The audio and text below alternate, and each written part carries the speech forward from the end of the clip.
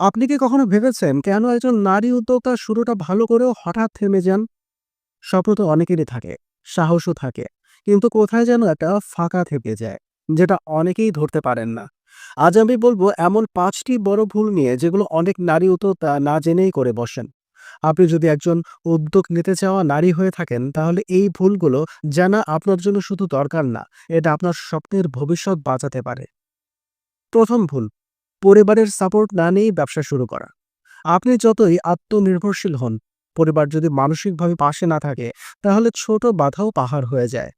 সমাজ আমাদের নারীদের জন্য সহজ নয়, তাই ভেতরে ভেতরে শক্তি লাগেই। আর সেই শক্তির উৎস পরিবার। দ্বিতীয় ভুল, ঠিকভাবে হিসেব না রাখা। অনেকেই ভাবেন, আসছে তো আয়, খরচ তো সামলে নিচ্ছি। কিন্তু আপনি কি জানেন, সবচেয়ে সফল উদ্যোক্তারাও প্রতিদিন খাতা লেখেন, হিসেব রাখেন। কারণ হিসেব মানে নিয়ন্ত্রণ, আর নিয়ন্ত্রণ মানেই টিকে থাকার গ্যারান্টি। তৃতীয় ভুল, নিজেকে ছোট ভাবা। আমি তো সিম্পল একজন মহিলা, বড় কিছু কিভাবে করব, এই চিন্তাটাই সবচেয়ে বড় শত্রু। আপনি যদি নিজেকে ছোট ভাবেন, আপনার উদ্যোগও ছোট থেকে যাবে। চতুর্থ ভুল, টাকা জোগাড় না করেই ব্যবসা শুরু করা। এটা অনেক নারীর ক্ষেত্রেই ঘটে।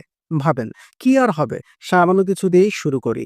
হ্যাঁ, শুরু হতেই পারে, কিন্তু একটি পরিষ্কার ফাইন্যান্স প্ল্যান ছাড়া শুরু করা মানে কাঠের নৌকা নিয়ে সমুদ্রে নামা।